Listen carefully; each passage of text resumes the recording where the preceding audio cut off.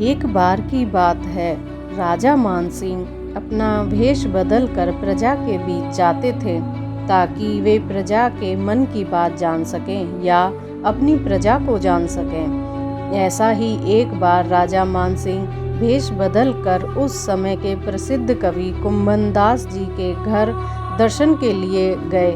उस समय कुम्भनदास अपनी बेटी को आवाज़ लगाते हुए कह रहे थे, बेटी जरा दर्पण तो लाना, मुझे तिलक लगाना है। बेटी जब दर्पण लाने लगी तो वह नीचे गिरकर टूट गया।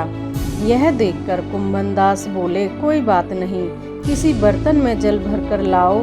राजा कुम्भनदास के पास बैठकर बातें करने लगे और बेटी एक टूटे हुए घड़े में पानी भरकर ले आई। जल की छाया में अपना चेहरा देखकर कुम्भनदास जी ने तिलक लगा लिया। यह देखकर राजा दंग रह गए। वह यह देखकर अत्यंत प्रभावित हुए।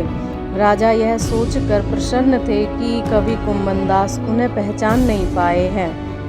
फिर राजा वहां से चले गए। अगले दिन वह एक स्वर्ण जड़ित दर्पण लेकर कवि के पास पहुँचे और बोले, कविराज, आपकी सेवा में यह तुच्छ भेंट अर्पित है, कृपया कर इसे स्वीकार कीजिए। कुम्भनदास विनती पूर्वक बोले, महाराज, आपकी कल वेश बदल कर हमसे मिलने आए थे और हमें आपसे मिलकर बहुत अच्छा भी लगा, पर एक विनती है। राजा ने पूछा, क्या है कविराज? कुम्भनदास बोले, आप मेरे घर अवश्य आइए, लेकिन खाली हाथ, क्योंकि यदि आप अपने साथ ऐसी ही वस्तुएं लेकर आते रहे तो बेकार की वस्तुओं से मेरा घर भर जाएगा। मुझे ये व्यर्थ की वस्तुओं से कोई मोह नहीं है। मुझे बस माँ सरस्वती जी की कृपा की आवश्यकता है।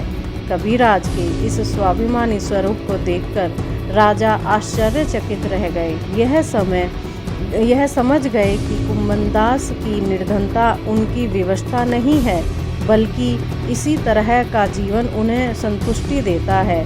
वह लोभ, मोह, माया आदि से बहुत ऊपर उठ चुके हैं।